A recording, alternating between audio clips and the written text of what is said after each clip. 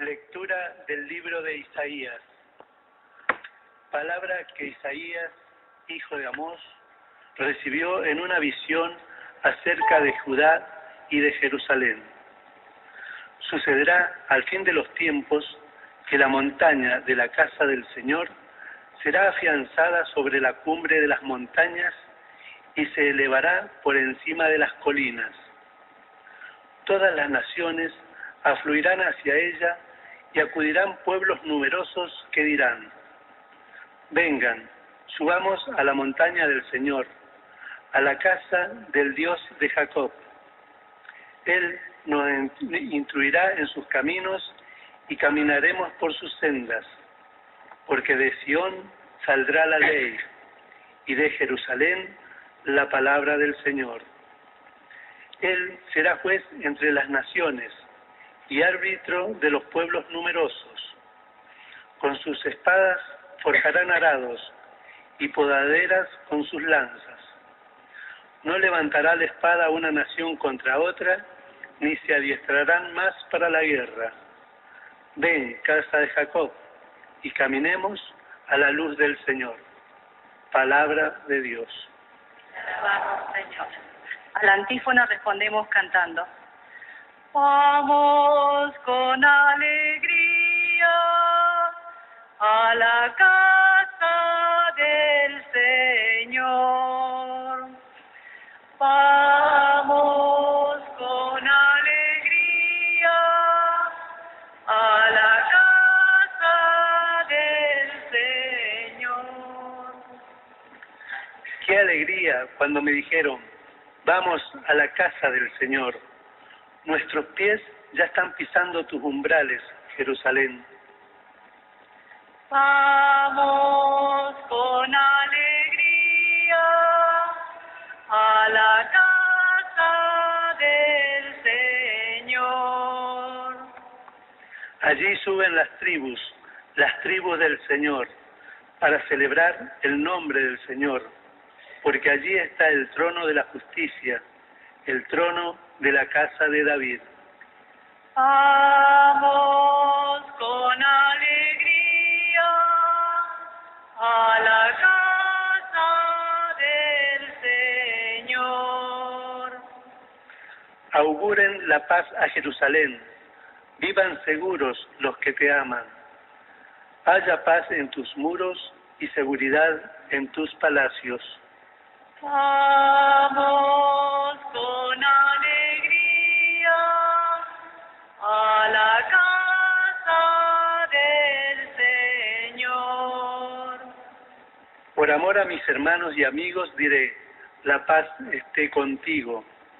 Por amor a la casa del Señor, nuestro Dios, buscaré tu felicidad. Vamos con alegría a la casa del Señor.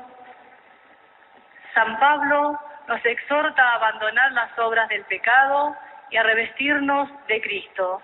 Escuchemos la segunda lectura.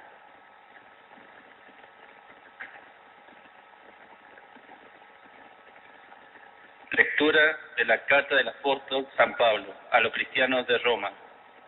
Hermanos, ustedes saben en qué tiempo vivimos y que ya es hora de que se despierten, porque la salvación está ahora más cerca de nosotros que cuando abrazamos la fe. La noche está muy avanzada y se acerca el día. Abandonemos las obras propias de la noche y visitámonos con la armadura de la luz. Como en pleno día, procedamos dignamente. Basta de excesos en la comida y en la bebida. Basta de lujuria y libertinaje. No más peleas ni envidias. Por el contrario, revístanse del Señor Jesucristo. Palabra de Dios. Jesús nos estimula a estar atentos y vigilantes esperando su venida. Escuchamos la proclamación del Santo Evangelio. Aleluya,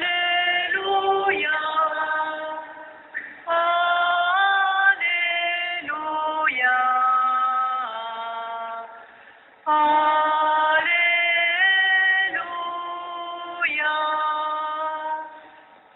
Muéstranos, Señor, tu misericordia y danos tu salvación. Aleluya, aleluya,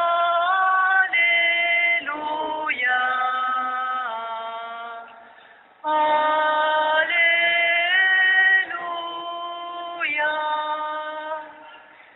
El Señor esté con ustedes. Evangelio de nuestro Señor Jesucristo, según San Mateo. Gloria a ti, Señor. Jesús dijo a sus discípulos: cuando venga el Hijo del Hombre, sucederá como en tiempos de Noé. En los días que precedieron al diluvio, la gente comía, bebía y se casaba, hasta que Noé entró en el arca, y no sospechaban nada hasta que llegó el diluvio y los arrastró a todos. Lo mismo sucederá cuando venga el Hijo del Hombre. De dos hombres que estén en el campo, uno será llevado y el otro dejado. De dos mujeres que estén moliendo, una será llevada y la otra dejada. Estén prevenidos porque ustedes no saben qué día vendrá su Señor. Entiéndanlo bien, si el dueño de casa supiera a qué hora de la noche va a llegar el ladrón, velaría y no dejaría perforar las paredes de su casa. Ustedes también estén preparados, porque el Hijo del Hombre vendrá a la hora menos pensada. Es palabra del Señor.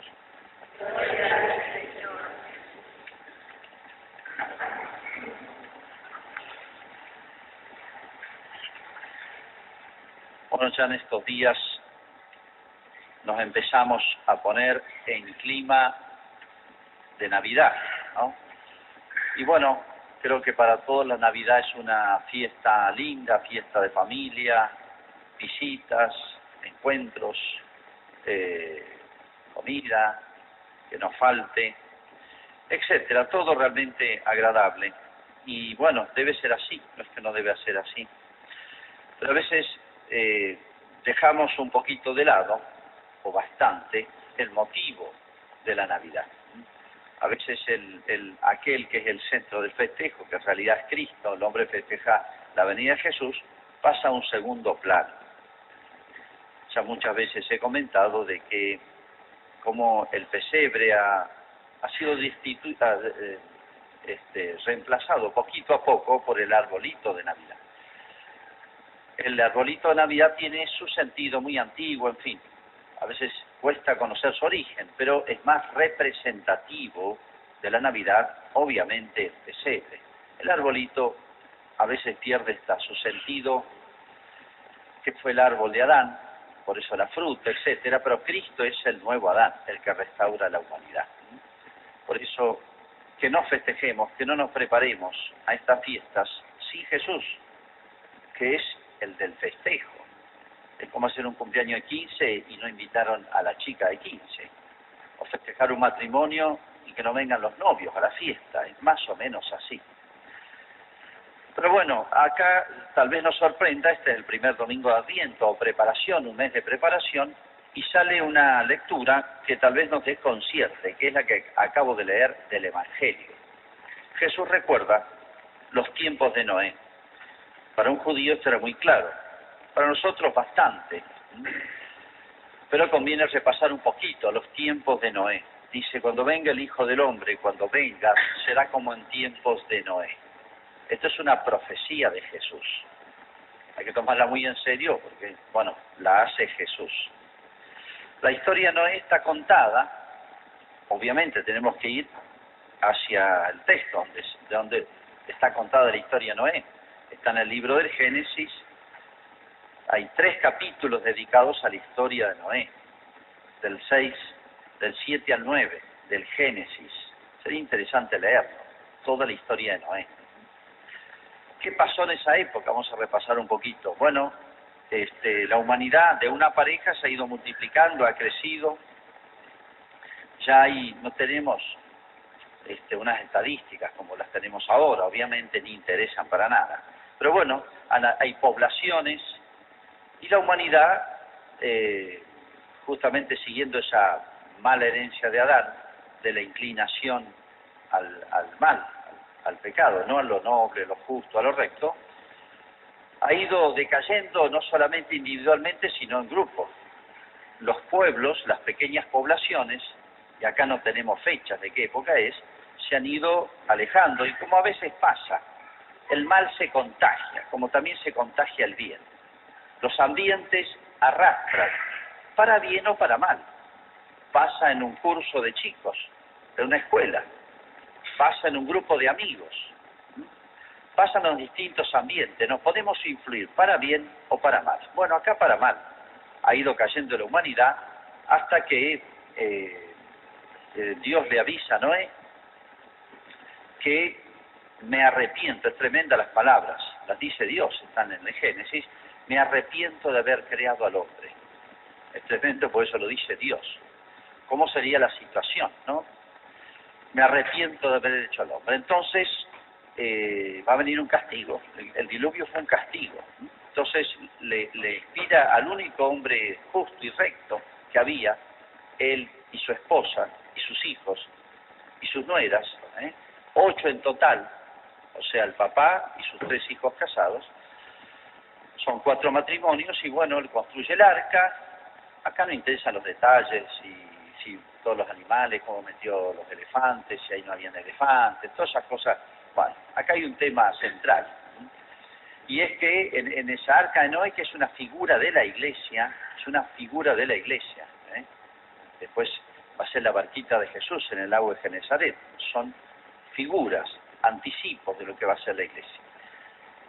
Los únicos 8 justos, rectos, se suben al arca, avisados por Dios, inspirados por Dios, y bueno, viene el agua, nadie lo toma en serio. Qué linda lluviecita, habrán dicho, nos viene bien, siempre viene bien la lluvia, pero llovió y cubrió todo, y todos murieron ahogados, quedó todo destruido. Después bajó el agua, conocen la historia eso, de cómo bajó el agua y largó la paloma que vino con el ramito de olivo, de ahí viene la imagen de la paloma de la paz, la paloma como figura de la paz que se ha universalizado, vino con un ramito de olivo, es como indicando que encontró tierra firme, ya una plantita, y era un signo de que, bueno, se había acabado ese tremendo sacudón para la humanidad, que era un castigo, y empezamos de nuevo. Y cuando uno lee, cuando baja Noé del arca y vuelve a poblar esas 4 familias, con esas 4 familias Dios empezó de nuevo. Esa es la historia de Noé. En la historia de Israel, ellos lo sabían muy bien.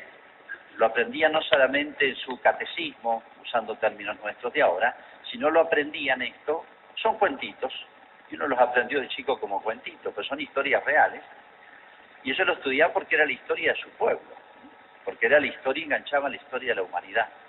Después, de ahí saldrán, de los hijos de Noé, saldrán, según la tradición, las grandes ramas de la humanidad, los que van a habitar el Asia, Europa o el África. Pero esto es otro asunto. Bueno, ¿por qué cita a Noé? Cuando venga el Hijo del Hombre sucederá como en tiempos de Noé, en que precedía el diluvio. La gente comía, bebía y se casaba hasta que no entró en el arca, y no sospecharon nada, hasta que comenzó la lluvia. Acá está, porque la relación con la Navidad es lo siguiente. ¿Qué es la Navidad? Es la venida de Jesús. Es la venida de Dios. La Navidad es la venida de Dios. Y esto fue, lo de Noé, fue como una visita de Dios. Y Jesús está hablando de la segunda venida de Jesús. Es decir, Dios viene, en otras palabras, de distintas maneras. Con la creación, de alguna manera, Dios viene a nosotros. Porque decimos que Dios está presente en todo. Es una manera de venir. La creación, por la cual decimos Dios está en todos lados, es una manera de venir. Claro, Dios no se traslada de lugar, ¿entienden? Eso son imágenes nuestras. Pero es una manera, y decimos Dios está presente en todos los lugares. Bueno, y es presencia real de Dios, sí. Si no, las cosas volverían a la nada, todo desaparecería. Pero hay una venida más venida, o una venida más intensa, son como grados de presencia. Y es la gran venida de la encarnación. Cuando el Hijo de Dios se hace hombre, En María, en el seno de María, como en el de cualquier madre, está su hijo. La mamá puede decir, tengo un hijo, ya está en mi seno. Tiene que crecer, desarrollarse. Y un día tendrá vida propia. Bueno, pero es una presencia real. Bueno, ahí el Hijo, conocemos lo que es la encarnación, el Hijo de Dios se hace hombre, verdadero Dios, verdadero hombre, en el seno de María. ¿Es una venida distinta de la anterior? Sí. Es como una presencia mucho más, podemos decir, más real, más intensa. La encarnación es la gran presencia de Dios entre los hombres. Dios se mete más en nuestra historia para corregir el rumbo de la humanidad desde adentro. Desde adentro. ¿Por qué desde adentro?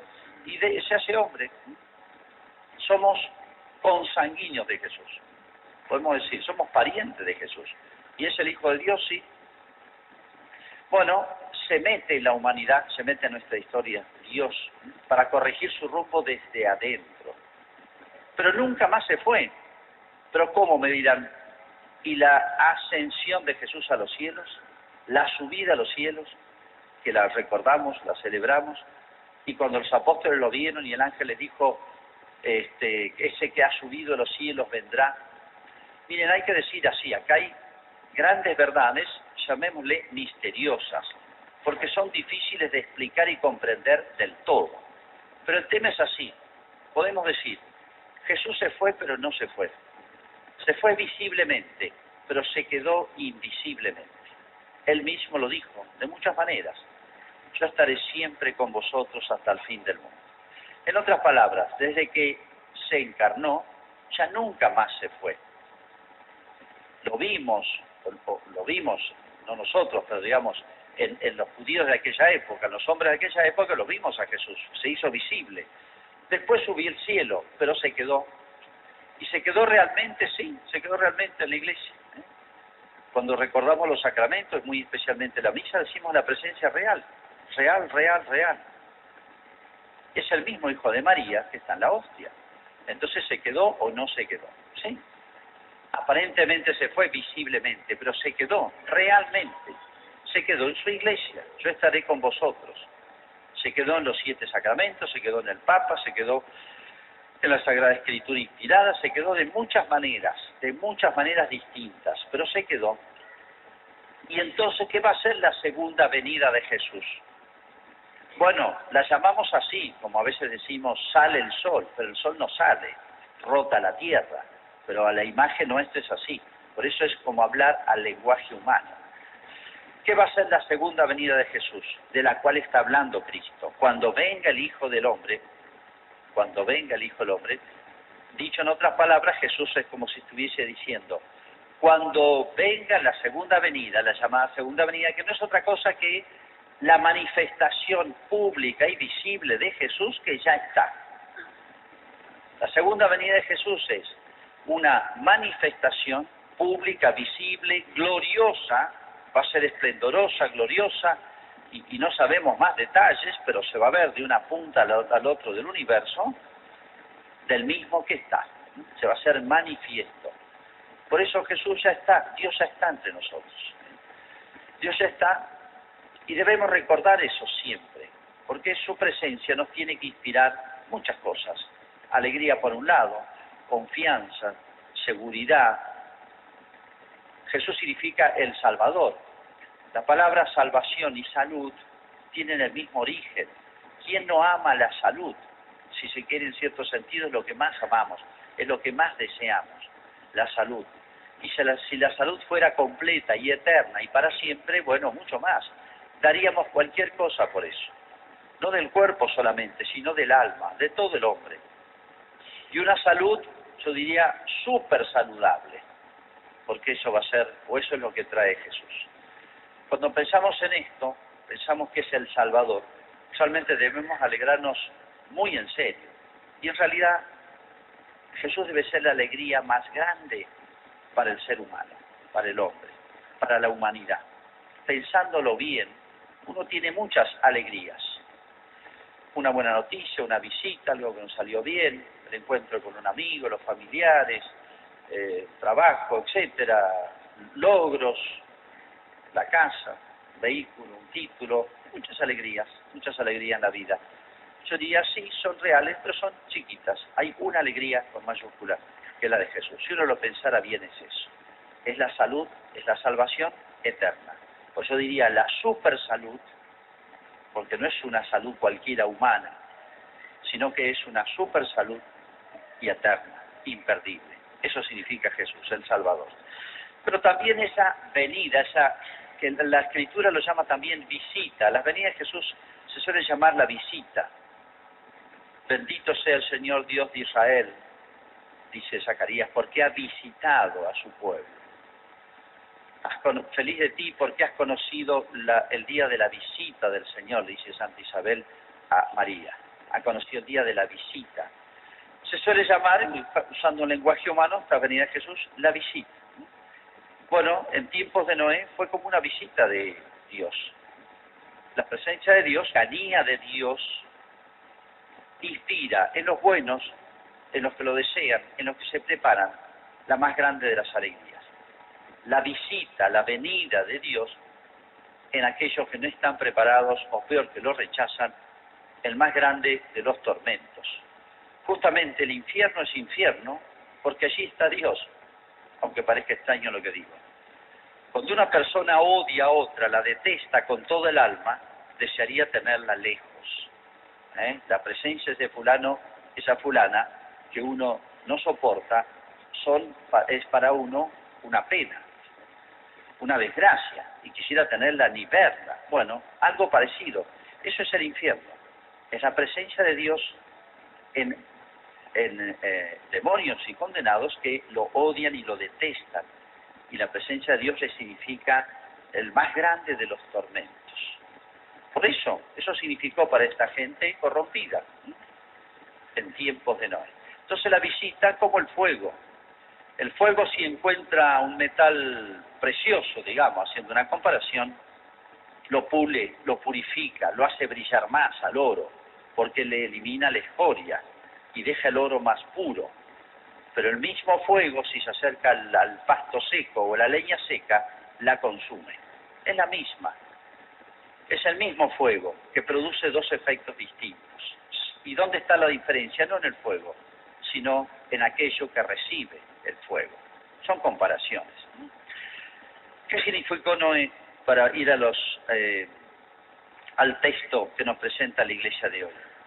Noé significa la lucidez de la fe en medio de un mundo contrario, corrompido. Distinto, o sea, no interesa ahora en qué cosa está corrompido. El hombre se corrompe siempre en sus 7 vicios capitales, en sus 7 inclinaciones capitales. Pero no es fácil ir contracorriente.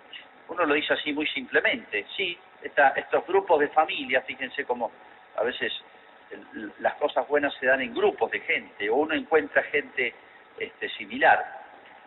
En este grupito, el papá y sus hijos y sus nueras habían sido fieles a Dios, habían luchado contra corriente.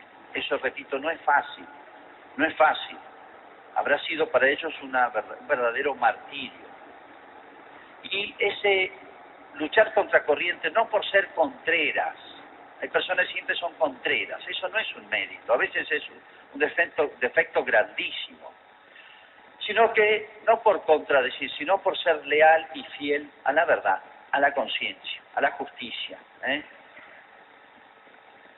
Y eso le valió a Noé ser lúcido, es el que se dio cuenta, dice Jesús acá, y eso está relatado largamente en el texto del Génesis. La gente comía, bebía y se casaba. Comía, bebía y se casaba. Son 3 actividades vitales. Comer, beber, es para mantener la vida individual. El matrimonio o la unión, varón y mujer, es para conservar no el individuo, sino la especie humana. Pero en esas cosas es donde están los desórdenes a veces más primitivos, más profundos, más inmediatos, más difundidos, etcétera, del hombre. Desórdenes en estos tiempos, en estos temas.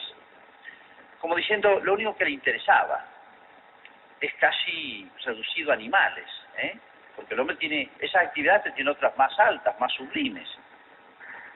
Nadie sospechó nada. cuando Noé y su familia se metió en el arca, dice, nadie sospechó nada hasta que llegó el diluvio. No se dieron cuenta, o sea, estaban como enceguecidos. Estos desórdenes enceguecen la inteligencia y ya no ven, no razonan sensatamente, no se ven y se razonan. ¿No se dieron cuenta que las cosas andaban mal? Las cosas pueden ir muy mal en nuestra vida, en nuestro entorno, y no darnos cuenta. Pero como si tenemos la inteligencia, sí, pero la podemos usar mal, o usar para mal. A veces se agudiza la inteligencia para el mal, pero no para la luz, no para el bien. ¿Por qué se avivó? ¿Por qué solamente pudo recibir este llamado de la conciencia de Dios Noé y su familia? Porque tenían rectas obras. O sea, el corazón recto ve. Bienaventurados los limpios de corazón porque verán. ¿Qué verán? La luz, la verdad, las cosas. Su día serán sensatos, razonables. El que no es así, no se queje de tener esa ceguera. A eso se refiere Jesús. Esta figura no es muy importante. Fíjese que llegó Dios con su presencia, su visita, y significó el diluvio. Para Noé significó la salvación, ese llamado de Dios. Y para los malos significó la muerte. Es decir, la presencia de Dios nos debe, ojalá que nos alegre cuando estamos bien dispuestos y preparados. Y con Noé y su familia, Dios empezó de nuevo. Esos son el origen, el nuevo Adán, como el nuevo origen de la humanidad. Y fíjense los textos, cuando Dios bendice a Adán, le dice, multiplíquense, llene la tierra, todo esto es de ustedes, lo he hecho para ustedes. La misma frase le dice a Noé, crezcan, multiplíquense, todo este mundo es para ustedes. Con ustedes comienzo de nuevo, es una nueva esperanza. O sea, Dios cuenta, y Dios salvó la humanidad, Noé, salvó la humanidad. Y Dios cuenta con la gente recta de corazón. Y a los malos, fíjense, pues si no cuenta con ella. El universo no está hecho para aquel que quiere rechazar al mismo autor del universo. Dios cuenta con los buenos. Bueno, que esta Navidad nos haga pensar, o este Adviento, mejor dicho, cuando llega la Navidad ya está. No nos pase que ni nos demos cuenta ni qué estamos festejando, ni por qué, y pensemos que solamente es festejo. Que nos preparemos para que realmente la venida de Jesús sea no solamente una gran alegría, sino la más grande de todas. Vamos a hacer ahora nuestra profesión de fe. Creo en Dios, Padre Todopoderoso, Creador